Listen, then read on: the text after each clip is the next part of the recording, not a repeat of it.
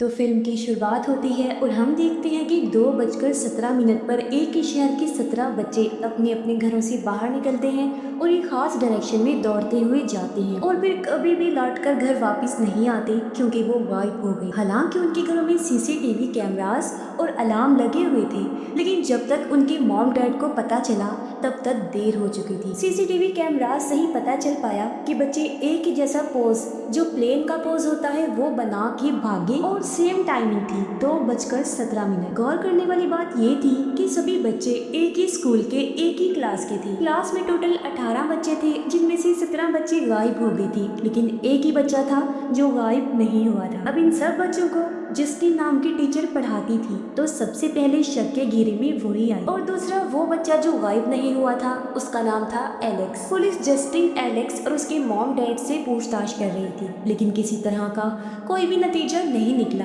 Investigation को 1 महीना बीत चुका था, लेकिन बच्चों का कुछ भी अता पता नहीं चलता। आगे बढ़ने से पहले मैं आपको बताती चलूं कि अब कहानी हर कैरेक्टर के नजरिए से दिखाई जाएगी, यानी सब लोगों की अलग अलग कहानी हम देखेंगे। सबसे पहले स्कूल टीचर जस्टिन की कहानी हम देखते हैं। जब वो रोज की तरह स्कूल गई तो वो देखकर हैरान रह जाती है कि क्लास में सिर्फ एक ही बच्चा एलेक्स था, बाकी 17 बच्चे नहीं थे। फिर जल्दी उसे पता चल गया कि वो सारे बच्चे गायब हो गए हैं। जस्टिन पर शक होने की वजह से उसे पेरेंट्स के गुस्से और इन्वेस्टिगेशन का सामना करना पड़ता है, लेकिन जस्टिन को बेकसूर पाया गया। मगर फिर भी सब पेरेंट्स उसी को जिम्मेदार समझ रही थी। उनका कहना था कि जस्टिन एक विच, चुड़ैल है जो बच्चों पर काला जादू करके उन्हें गायब कर देती है। इन सब इल्जामात की वजह से जस्टिन बहुत डिस्टर्ब रहने लगी, इसीलिए उसने शराब पीना शुरू कर दिया था। जब तक इन्वेस्टिगेशन चल रही थी, स्कूल को भी बंद कर दिया गया, लेकिन फिर 1 महीने के बाद स्कूल को रीओपन किया गया नए बच्चों के। लेकिन इससे पहले एक बड़ी पेरेंट्स मीटिंग बुलाई जाती है, जिसमें सभी विक्टिम पेरेंट्स भी आए हुए थे, यानी शिकार हुए जिनके बच्चे गायब हो गए। आज भी वो जस्टिन पर ही इल्जाम लगा रही थी, जिस पर वो अपनी सफाई में कहती है कि मैं बेकसूर हूँ, मैंने बच्चों का कुछ नहीं किया, बल्कि मैं तो बच्चों से प्यार करती हूँ। प्रिंसिपल भी जस्टिन का साथ देता है। उसने कहा कि ये सच कह रही है, ये बेकसूर है, उल्टा ये तो खुद ही विक्टिम है। लेकिन तभी पेरेंट्स में से आरजे नाम का आदमी बढ़ चढ़कर जस्टिन पर इल्जाम लगाने लगता है, यहाँ तक कि उसे विच तक बुलाता है। देखते ही देखते सब लोग बेकाबू होने लगते हैं। वो तो जस्टिन को मारने के लिए आ रही थी, लेकिन प्रिंसिपल जस्टिन का बचाव करता है। सिक्योरिटी के साथ उसे वहाँ से निकाल दिया गया और उसे कहा जाता है कि वो फौरन यहाँ से अपने घर जाए और घर से बाहर ना निकले। इसके बाद जस्टिन अपनी गाड़ी में बैठी घर आ जाती। सारी चीजों से काफी दुखी थी, इसलिए शराब पीने लगती। तभी बेल बजती है, इसलिए उसने आवाज लगाई कि कौन है, लेकिन कोई जवाब नहीं आता। इसलिए वो जाकर सुराख से झांकती है, लेकिन बाहर कोई भी दिखाई नहीं देता। उसे बहुत अजीब लगा। उसने खिड़की से बाहर हर तरफ देखा, फिर भी कोई नहीं मिला। इसलिए वो रिलैक्स होकर जाने लगी, लेकिन अचानक दरवाजे पर जोर जोर से नॉक होना शुरू होता है। तो घबराहट में उसने बोला, कौन है? तुम्हें समझ नहीं आ रही, जाओ यहाँ से। जिसकी कुछ देर बाद वो हिम्मत करके एक औजार लेकर बाहर आती है। उसने देखा कि कोई उसकी गाड़ी पर बड़ा सा विच लिखकर भाग गया है। अगली सुबह जस्टिन पुलिस के पास रिपोर्ट करने जाती है। इस दौरान उसे एक ऑफिसर दिखाई दिया जो जस्टिन का ही दोस्त था। फिर वो स्कूल जाती है तो प्रिंसिपल उसे कहता है कि आप स्कूल मत आइए तो बेहतर होगा, हालात बहुत खराब है। जस्टिन कहती है, तो क्या मैं एलेक्स से बात कर सकती हूँ? प्रिंसिपल उसे समझाता है कि पेरेंट्स बहुत गुस्से में हैं, कल आपने देखा ही था, इसलिए जब तक मामला ठंडा नहीं हो जाता आप स्कूल से और खासकर बच्चों से दूर रहें। इसीलिए वो उदास होकर वहाँ से चली जाती है। शाम को वो बार में अपने ऑफिसर दोस्त से मिलती है। उसके हाथ पर पट्टी लगी देखकर जस्टिन पूछती है कि ये कैसे हुआ। वो बताता है कि एक अजीब से केस के दौरान चोट लग गई थी।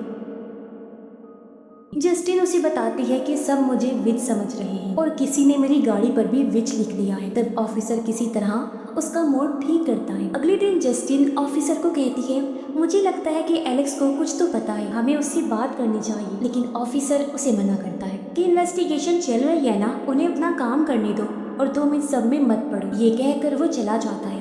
लेकिन जस्टिन नहीं मानती और स्कूल से घर जा रहे एलेक्स का पीछा करती है और उसे घर के अंदर जाते हुए देखती है। फिर वो जाकर डोर बेल बजा देती है, लेकिन दरवाजा खोलने कोई नहीं आता। वो पूछती है कि अंदर कोई है, लेकिन कोई जवाब नहीं आया। आवाज भी कोई नहीं आ रही थी, जैसे अंदर कोई हो ही ना। जबकि थोड़ी देर पहले ही एलेक्स अंदर गया था और किसी ने उसके लिए डोर भी खोला था। इसीलिए जस्टिन को तो यहाँ बड़ी गड़बड़ लग रही। उसे जानना था कि आखिर यहाँ चल क्या रहा है, मगर घर की सब खिड़कियों को पेपर से कवर किया हुआ था। फिर वह दूसरे गेट से घर की बैक साइड की तरफ जाती है, जहाँ पर किस्मत से एक विंडो से थोड़ा सा पेपर हटा हुआ था। जस्टिन अब उसी में से झांक कर देखती है तो घर के अंदर बिल्कुल अंधेरा था और अंधेरे में दो लोग बैठे हुए थे, जिन्हें देख वो घबरा गई। हड़बड़ी में उसे वहाँ रखा शावल बेलचा गिर जाता है। ये देखकर वो और ज्यादा डर गई, लेकिन इस आवाज के बाद भी कोई बाहर नहीं आता। इसीलिए वो दोबारा झांक कर देखती है तो अब भी वो दोनों वैसे ही बुत बनकर बैठे हुए थे, जैसे कोई स्टैचूज हो। उसे ये सब बहुत अजीब लगता है और वो इस बारे में प्रिंसिपल से बात करती है। ये एलेक्स के पेरेंट्स के साथ कुछ तो गड़बड़ है,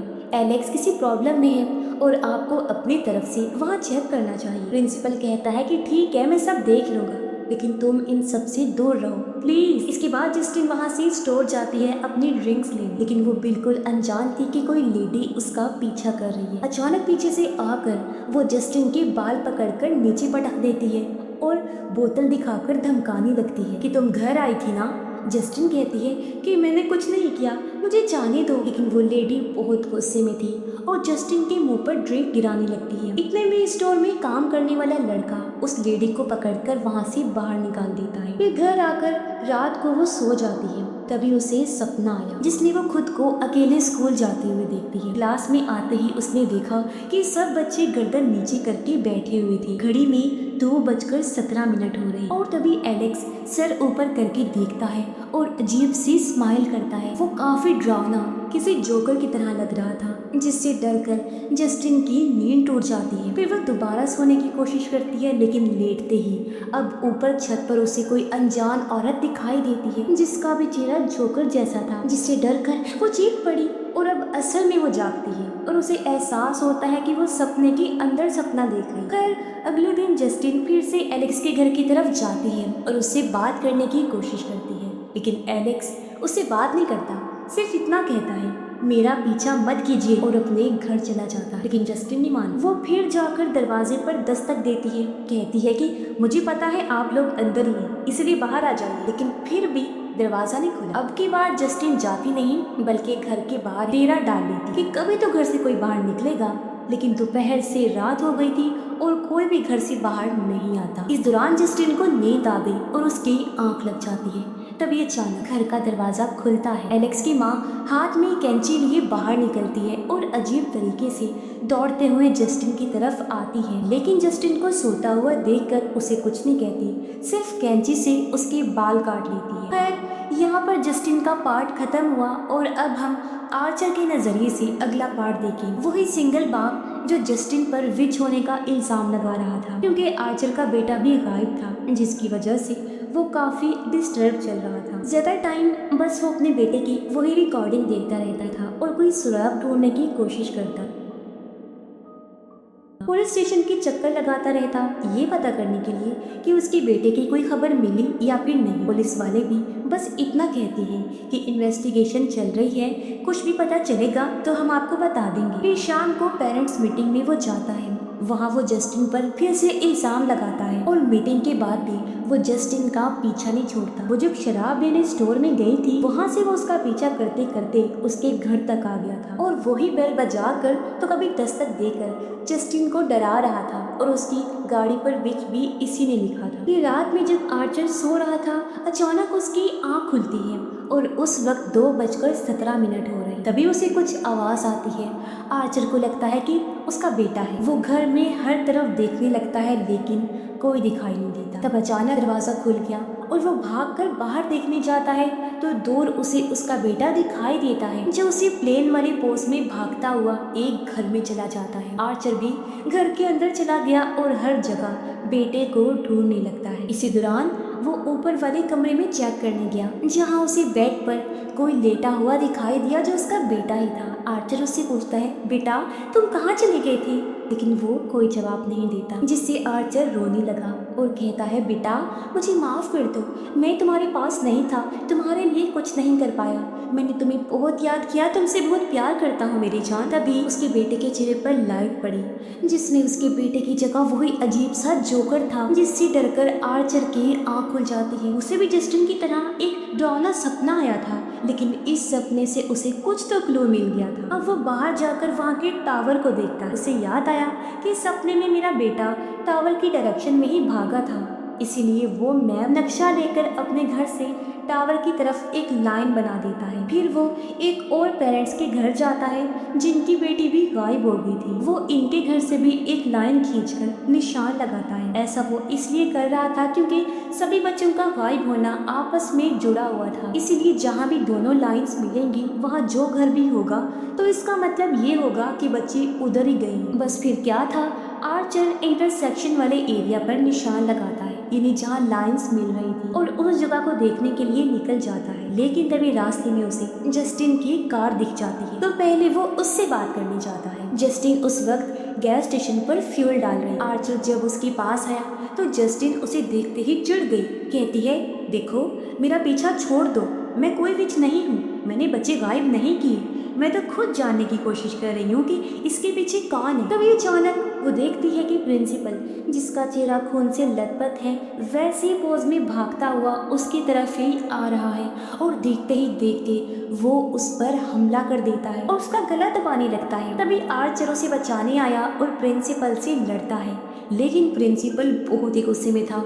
उसकी आंखें जैसे बाहर आ रही थी और वो आर्चर पर भारी पड़ता है और उसका भी गला दबाने लगता है। और यहीं पर ये सेगमेंट खत्म हुआ। अगला सेगमेंट हम ऑफिसर के नजरिए से देखें। वो अपनी गाड़ी में बैठकर अपने काम पर निकल जाता है। इस दौरान उसकी नजर एक लड़के पर पड़ती है जो किसी के घर में झांक रहा था। वो लड़का ऑफिसर को देखते ही भागने लगा, लेकिन किसी तरह पकड़ा जाता है। ऑफिसर उससे पूछता है, तुम्हारे पास कोई हथियार या ड्रग्स वगैरह तो नहीं है? लड़का कहता है, नहीं सर। लेकिन जब ऑफिसर उसकी तलाशी लेने लगता है तब उसकी उंगली में इंजेक्शन की सुई घुस जाती है। मतलब साफ था कि वो झूठ बोल रहा था, और पता चलता है कि ये लड़का ड्रग डीलर है और नशे वाला इंजेक्शन अपनी जेब में लेकर घूम रहा है। ऑफिसर को उस पर बहुत गुस्सा आता है और उसे जोर का मुक्का मारता है, और फौरन जाकर उसने अपनी उंगली पर दवाई लगाई।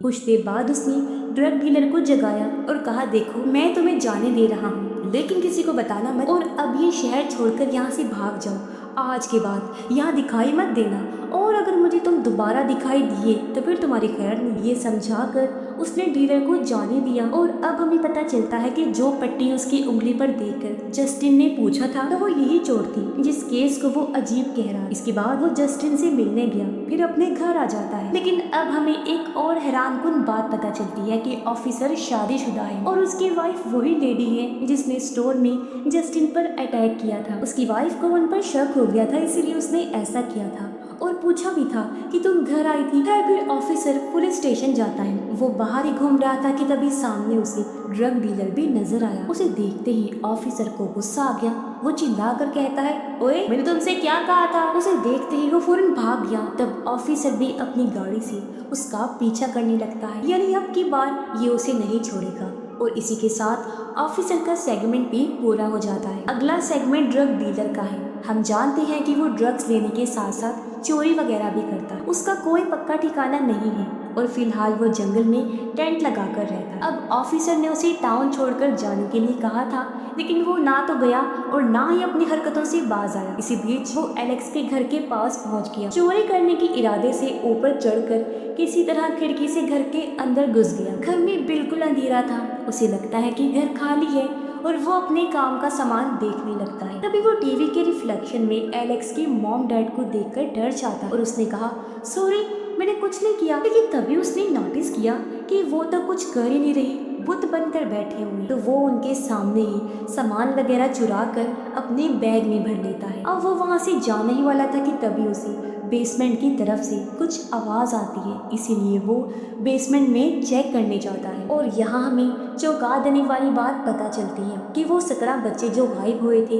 इसी बेसमेंट में मौजूद हैं। डीलर उन्हें देखकर डर जाता है और वहाँ से भागने लगता है। अब एक आधा सामान ही उसके हाथ लगा था जिन्हें बेचने वो स्टोर में जाता है। जिस बीच उसकी नज़र दुकान में लगे उन मिसिंग बच्चों के पोस्टर पर पड़ती है जिनके ऊपर इनाम भी रखा हुआ था। ये देखते ही उसकी आंखों में चमक आ जाती है, क्योंकि उसे तो पता चल गया था कि बच्चे कहाँ हैं। अब वो ही बताने और इनाम पाने के लिए वो पुलिस स्टेशन जा रहा था, लेकिन बाहर ही उसे ऑफिसर देख लेता है, इसलिए डीलर को वहाँ से भागना पड़ता है। लेकिन वो उसे बचकर जंगल तक पहुँच जाता है, मगर यहाँ उसे डरावनी सी हंसी सुनाई दी। फिर वो इधर उधर देखता है तो दूर वही जोकर जैसा इंसान खड़ा था जो उसकी तरफ इशारा करता है। उसे देखकर ड्रग डीलर डर गया और भागकर अपने टेंट में घुस जाता है।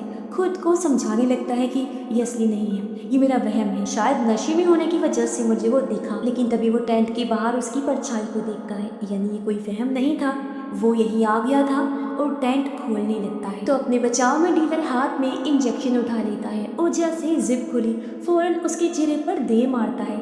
पता चला कि ये तो ऑफिसर है। इस बार उसे और ज्यादा गुस्सा आया। ऑफिसर उसे जान से मारने ही वाला था, लेकिन डीलर कहता है मुझे पता है कि वो बच्चे कहाँ हैं, उस घर की बेसमेंट में है। तब ऑफिसर रुक जाता है और कहता है ठीक है, मुझे लेकर चलो, दिखाओ मुझे। फिर ऑफिसर उसे हथकड़ी लगाकर कार में डाल देता है और डीलर गाइड करके उसे उस घर तक ले आता। डीलर कार में ही रहा और ऑफिसर जाकर बेल बजाता है। कोई आकर उसके लिए दरवाजा खोलता भी है और उसे अंदर कर लेता है। दूर से डीलर ये सब देख रहा था। फिर वो घंटों उसका वेट करता है, लेकिन ऑफिसर वापस नहीं आता। रात भी हो जाती है और अब डीलर तंग आ गया था। पर तभी अचानक दरवाजा खुलता है। ऑफिसर बाहर निकल आया, लेकिन अब वो पहले की तरह नहीं लग रहा था, किसी पागल की तरह लग रहा था, कंट्रोल से बाहर, फुल गुस्से में।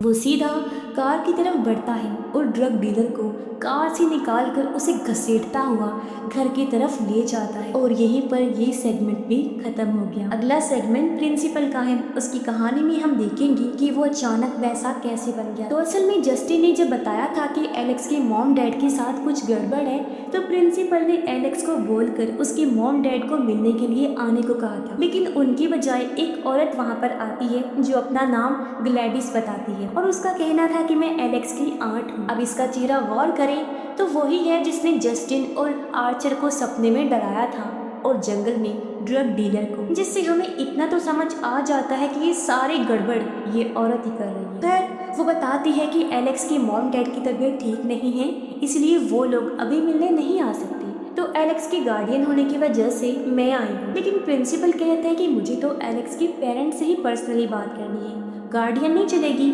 इसलिए वो वहाँ से चली जाती। इसके बाद प्रिंसिपल घर आ गया और अपने दोस्त के साथ बैठकर टीवी देखने लगता है। तभी डोर बेल बजती है। वो लोग जाके दरवाजा खोलते हैं तो ये एक लेडीज ही थी जो पानी मांगने के बहाने से घर में घुस जाती है। और यहाँ पर ये सच पता चलता है कि ग्लैडिस असल में एक विच है जो काले जादू में बहुत माहिर है। उन्हें अपनी बातों में उलझाकर वो अपने बैग से अजीब सी कांटेदार टहनी निकालती है, उससे अपने हाथ पर कट लगाकर उन पर खून लगाती है। इससे पहले कि ये लोग कुछ समझ पाते वो कैंची निकाल कर प्रिंसिपल के दोस्त के बाल काट देती है। फिर एक घंटी निकाल कर बजाती है, जिसे सुनकर प्रिंसिपल उसके कंट्रोल में आ जाता है। फिर वो प्रिंसिपल के दोस्त के बाल इस टहनी पर लपेटकर तोड़ देती है और ऐसा करते ही प्रिंसिपल एकदम से अपने दोस्त पर अटैक कर देता है, उसे पकड़कर नीचे गिरा देता है। फिर उसके मुंह पर काले रंग की उल्टी करता है, फिर अपने सर से उसके चेहरे पर बार बार मारता है, जिससे उसका पूरा चेहरा फट कर कुचला गया और दर्दनाक उसकी मौत हो जाती है। इसके बाद ग्लैडिस अपने बैग से जस्टिन के बाल निकालती जो उसने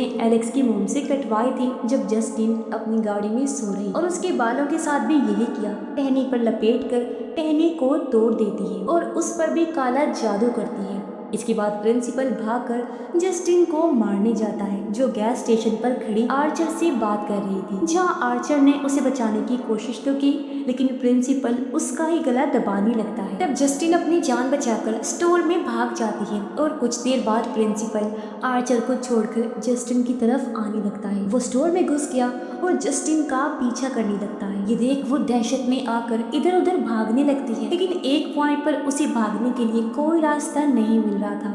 वो घबरा गई। खतरनाक तरीके से वो भागता हुआ उस तरफ आ रहा था। जो देखकर जस्टिन को लगा कि अब तो मैं गई, लेकिन तभी आर्चर बीच में आकर उसे रोक देता है। इस दौरान दोनों जख्मी हो जाते हैं। मौके का फायदा उठाकर जस्टिन सामने से ही भागने लगती है, लेकिन प्रिंसिपल जिसकी आंखों में खून उतर आया था फिर से जस्टिन के पीछे भागने लगता है। जस्टिन स्टोर से निकलकर भागती है और अपनी कार में बैठ जाती है, लेकिन प्रिंसिपल भी कार के पास आ गया था। विंडो को पीटने लगता है, फिर वो मुक्का मारकर कांच ही तोड़ देता है और जस्टिन को पकड़ने लगा, लेकिन पहले ही कार स्टार्ट हो गई थी। मगर प्रिंसिपल पे भी ऐसा काला जादू किया गया था कि वो अपने टारगेट को मार कर ही दम लेता था, इसीलिए वो मिसाइल की तरह पीछे पड़ जाता है और इसी वजह से इस मूवी का नाम वेपन्स है। इसी बीच आर्चर भी स्टोर से बाहर आ गया था और सारा कुछ वो देख रहा था, इसीलिए वो भी अपनी कार लेकर प्रिंसिपल के पीछे जाता है। और तभी एक दूसरी कार आकर प्रिंसिपल को उड़ा देती है, जिससे वहीं उसकी मौत हो गई। फिर इन सब के बाद आर्चर जस्टिन से सॉरी बोलता है, क्योंकि वो समझ गया था कि इसमें उसकी कोई गलती नहीं है, बल्कि सच में वो तो खुद विक्टिम है। जस्टिन उसे माफ करके कहती है कि मैंने अपनी लाइफ में आज तक ऐसा कुछ नहीं देखा। आखिर उसके साथ हुआ क्या था? कुछ दिन पहले मैं जब उससे मिली थी तब तो वो बिल्कुल ठीक लग रहा था। आर्चर कहता है मैंने भी ऐसा कभी कुछ नहीं देखा, लेकिन जैसे वो भाग रहा था वो मैंने गौर किया, वो बच्चे भी इसी पोज में भाग रहे। फिर वो मैप खोलकर उसे वही इंटरसेक्शन वाला एरिया दिखाता है। जस्टिन देखती है कि इंटरसेक्शन वाले एक पॉइंट पर जो घर था वो एलेक्स का ही घर था और यहीं पर सेगमेंट पूरा हुआ। अगला पार्ट एलेक्स का है, जहां हमें एलेक्स की कहानी शुरू से दिखाई जाएगी और अब जाकर सारे राज खुलेंगे। तो यहाँ पर हम एलेक्स को देखते हैं जो कि रोज की तरह अपने स्कूल जाता है। फिर स्कूल के बाद उसके डैड उसे लेने आए और घर ले जा रही होती है। उसे बताते हैं कि तुम्हारी आंट ग्लैडिस घर पर रहने आ रही है। एलेक्स कहता है कि वो क्यों आ रही है, मैं उनके साथ कैसे रहूंगा, मैं तो उनको जानता तक नहीं। तो उसके डैड समझाते हैं कि बेटा वो बहुत बीमार हैं और उनका हमारे सिवा कोई नहीं है, वो भी हमारी फैमिली का हिस्सा है और इस वजह से हमें उनकी मदद करनी पड़ी। इसके बाद रात में हम देखते हैं कि एलेक्स अपनी विचेस वाली किताब पढ़ रहा होता है। तभी वो नोटिस करता है कि उसके डैड आंटी ग्लैडिस को ले आए। उसने देखा कि वो काफी बूढ़ी और बीमार लग रही है, जो अपने साथ खास किस्म का पौधा भी लाई थी, जिसे इग्नोर करके एलेक्स सो जाता है। फिर उसके डैड स्कूल छोड़ने जाते हैं, लेकिन छुट्टी के बाद वो एलेक्स को लेने नहीं आती। सब बच्चों के पेरेंट्स उन्हें ले जा चुके थे, सिर्फ एलेक्स ही रह गया था। काफी देर वेट करने के बाद अब वो पैदल घर जाने का फैसला करता है। वो सोच रहा था कि आखिर डैड मुझे लेने क्यों नहीं आए, वो कहाँ बिजी हूँ। लेकिन जब वो घर पहुंचा तो देखता है कि उसके डैड तो घर पर ही थे, लेकिन वो नॉर्मल तो नहीं लग रहे थे। वो किसी पपेट की तरह बैठी थी और रोबोट की तरह बातें कर रही थी, जैसे वो किसी की कठपुतली हो और कोई उनसे ये सब बुला रहा हो। सेम हाल उसकी माँ का भी था। एलेक्स सोचकर परेशान हो रहा था कि मेरे मॉम डैड के साथ ये क्या हो गया। तभी वहाँ पर ग्लैडिस आ गई, जो पहले से काफी बेहतर लग रही थी। अब एलेक्स विचेस वगैरह की कहानियां तो पढ़ता रहता था, इसीलिए उसे समझ लग जाती है कि ये कोई विच है और इसने मेरे मॉम डैड को कुछ कर दिया है। एलेक्स उन्हें होश में लाने के लिए उनके फेस पर पानी मारता है, लेकिन इसका कोई असर नहीं होता। तब ग्लैडिस कहती है कि ये अब तुम्हारी नहीं सुनेंगे, सिर्फ मेरी सुनेंगे। फिर वो उसे एक डेमो भी दिखाती है। वही कांटेदार टहनी लेकर उस पर दोनों के बाल लपेट देती है। ऐसा करने के बाद टहनी को उसने तोड़ दिया, जिसके फौरन बाद वो दोनों टेबल पर रखा फॉक उठाकर अपने चेहरों में घोंपने लगते हैं। ये देखकर एलेक्स घबरा जाता है, ये सब बंद करने के लिए कहता है। तब ग्लैडिस वो टूटी टहनी सामने रखे पानी वाले बाउल में डाल देती है, जिससे ये सब रुक जाता है। फिर वो एलेक्स से कहती है कि अगर तुम चाहते हो कि तुम्हारे मॉम डैड जिंदा रहें तो बाहर किसी को कुछ मत बताना और जैसा मैं कहती हूँ वैसे ही करना। इस तरह वो एलेक्स को डरा धमका कर उसे अपने पपेट की तरह यूज करने लगती। वो उसके कहने पर सब कर रहा था और रोज ग्लैडिस को उस पौधे के सामने जादू करते हुए देखता है, जिससे वो धीरे धीरे ठीक होती जा रही थी, यानी हेल्दी और जवान। लेकिन कुछ टाइम बाद वो फिर से बूढ़ी और कमजोर होने लगती है। तब वो एलेक्स को कहती है कि अगर तुम मेरा एक काम कर दो तो मैं तुम्हारे मॉम डैड को ठीक कर दूंगी और यहाँ से भी चली जाऊंगी। वो काम था कि एलेक्स को अपने सारे क्लासमेट्स की कोई ना कोई चीज़ लेकर आनी थी, जिससे वो उन पर भी जादू करके अपना कंट्रोल कर सकती थी। अब मासूम एलेक्स को खतरे का कोई अंदाजा नहीं था, वो इसके लिए भी मान जाता है। फिर स्कूल जाकर वो सोचता है कि इनका कौन सा सामान चुराना चाहिए। पेंसिल, रेजर, शार्पनर या फिर कोई और चीज। लेकिन ये काम रिस्की था। तब उसकी नजर सब बच्चों के नेम स्टिकर्स पर पड़ती है, तो वो सोचता है कि इन्हें ही निकाल कर ले जाता। फिर गेम पीरियड में जब सारे बच्चे बाहर खेल रहे थे तो वो क्लास में जाकर सब स्टिकर्स उतार कर बैग में डाल देता है। फिर घर जाकर वो सब स्टिकर्स ग्लैडिस को दे देता है, जिसे यूज करके वो 2:17 पर अपना काला जादू करती है। इस तरह सारे बच्चे उसके कंट्रोल में आ जाते हैं और उस पोज में घरों से भागकर ग्लैडिस के पास आ गई थी। इस तरह वो सब बच्चों को किडनैप करके बेसमेंट में बंद कर देती है। फिर अगले दिन एलेक्स अकेला ही स्कूल जाता है और धीरे धीरे बात फैल जाती है कि एक ही क्लास के 17 बच्चे गायब हो गए हैं। और जब पूछताछ हुई तो ग्लैडिस अपने हिसाब से इस मामले को संभाल लेती है। इस तरह उसने इस घर में 17 बच्चे और एक कपल को अंधेरे में बंद करके रखा हुआ। सबको खाना खिलाने का काम उसने एलेक्स को ही दे रखा था। एलेक्स सबके साथ अंधेरे में ही रहता था, टाइम पर खाना खिलाकर स्कूल चला जाता। डर की वजह से किसी को कुछ नहीं बताता। बेचारा अकेला बच्चा इतना भयानक राज दिल में दबाए हुए था, सब अकेले ही सह रहा था। तो ये थी एलेक्स की कहानी। और अब चलते हैं फिल्म के लास्ट सेगमेंट में, जहाँ ये कहानी एंड होगी और हम मजीद चीजों को समझेंगे। यहाँ प्रेजेंट टाइम में एलेक्स जब स्कूल से वापस आया तो घर के बाहर पुलिस की गाड़ी को खड़ा हुआ पाता है। घर के अंदर उसने ऑफिसर और ड्रग डीलर को देखा, जो भी ग्लैडिस के वश में आकर पुतले बन के खड़े हुए। तब ग्लैडिस आकर एलेक्स से कहती है कि अपना सामान पैक करो, हम यहाँ से निकल रहे हैं, और अपना जादू करने चली जाती है।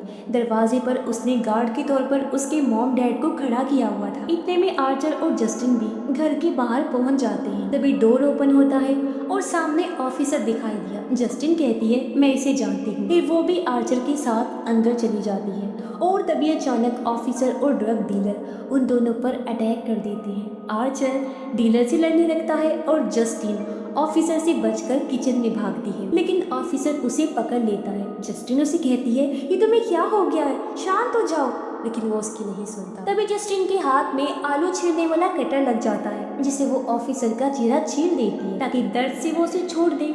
लेकिन वो ये देखकर हैरान हो जाती है कि ऑफिसर पर इसका कोई असर नहीं हुआ, जैसे उसे दर्द महसूस ही नहीं हो रहा। उसके सर पर खून सवार था, उसकी भी आंखें बाहर आ रही थी। जोर से वो जस्टिन का गला दबा रहा होता है। अपने बचाव में जस्टिन उसकी गर्दन में शूट कर देती है, लेकिन फिर भी वो नहीं मरता। तब वो उसके सर में गोली मारती है, जिससे अब जाकर वो मारा जाता है। फिर वो आर्चर के पास जाती है, जहाँ ड्रग डीलर उसे भी पकड़कर गला दबा रहा था। तब जस्टिन उसे भी शूट करके खत्म कर देती है। आर्चर बेसमेंट में चला जाता है, जहाँ वो बच्चों में से अपने बेटे को ढूंढने लगा। उसे वहाँ अपना बच्चा तो नहीं मिला, लेकिन ग्लैडिस मिल जाती है, जो उसका लॉकेट छीन कर जादू करती है और उसे भी अपने वश में कर लेती है। इसीलिए वो ऊपर जाकर जस्टिन को पकड़ लेता है। लेकिन तभी कहानी में ट्विस्ट आता है। एलेक्स भागते भागते ग्लैडिस के रूम तक पहुंच गया। यहाँ पर उसके काले जादू वाली टहनी और विग पड़ी। अब जो चीज एलेक्स ने ग्लैडिस से सीखी थी वो करता है। वो टहनी पर ग्लैडिस की बाल लपेट कर टहनी को तोड़ देता है। अब इससे होता ये है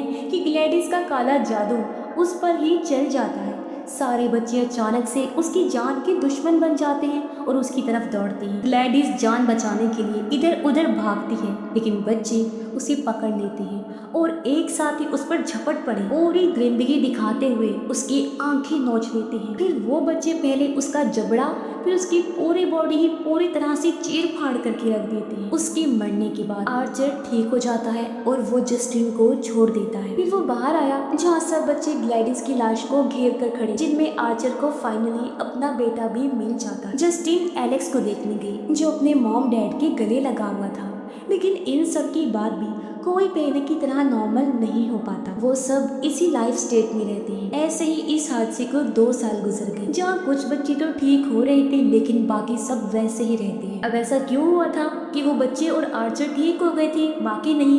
तो इसकी वजह मैं आपको बताती हूँ। अब जैसा कि हम जानते हैं कि ग्लैडिस बूढ़ी और कमजोर थी, वो हेल्दी और जवान रहना चाहती। अब वो काला जादू करने वाली विच पिन, जिसके जरिए उसने इन सबको अपने कंट्रोल में किया और उनकी लाइफ फोर्स से अपनी जिंदगी को बढ़ा दिया, जिससे वो ठीक होने लगी। और इस तरह उसने कपल और 17 बच्चों को अपने लिए यूज किया। एलेक्स के मॉम डैड इसलिए किसी जिंदा लाश की तरह हो गए और पहले की तरह नॉर्मल नहीं हुए, क्योंकि उनमें अब कोई लाइफ फोर्स बची ही नहीं। कुछ बच्चे इसलिए रिकवर हो रहे थे क्योंकि तब तक ग्लैडिस उनकी लाइफ फोर्स पूरी तरह से नहीं ले पाई थी। आर्चर भी इसीलिए ठीक हुआ था क्योंकि उसे वश में आए ज़्यादा टाइम नहीं हुआ था। और इस तरह वो सब बेचारे हमेशा इसी स्टेट में रहने वाले किसी स्टैचू या फिर कहें कि जिंदा लाश की तरह। और इसी के साथ ये कहानी इधर ही खत्म हो जाती है।